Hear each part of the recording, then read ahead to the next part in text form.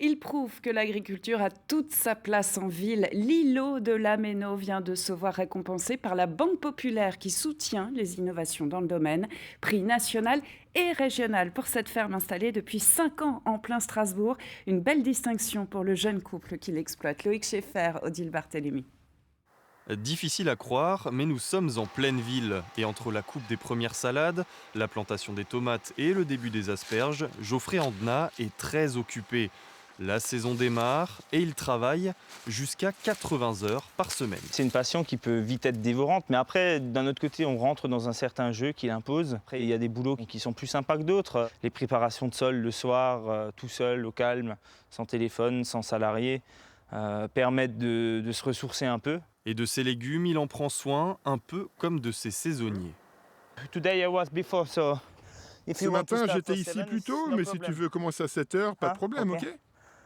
Bienveillance, goût de l'effort, mais surtout un concept rare. 11 hectares de maraîchage à Strasbourg, au cœur de la Méno. Cela valait bien 2 prix, régional et national, décernés par la Banque populaire. Notre maraîcher, lui, est dans son petit monde et il est bien comme ça.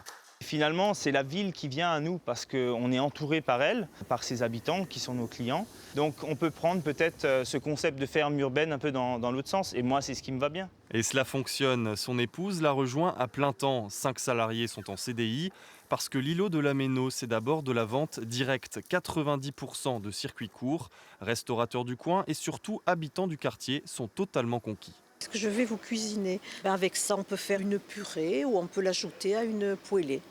Et c'est toujours très bon et frais.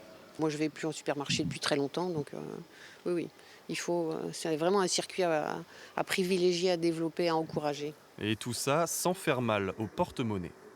On peut être sur certaines cultures un peu plus cher parce qu'on n'est pas du tout mécanisé comme le haricot vert, mais sur la plupart des cultures, on est tout à fait dans la normale, voire moins cher. Puis on gagne aussi en termes de fraîcheur, puisque les radis que je vends là ont été cueillis ce matin ou hier après-midi. Le surstock, 10% environ de la production, alimente le commerce de gros, mais aussi Lilo et Lila, les deux mascottes, elles aussi ont le droit de goûter aux bonnes choses.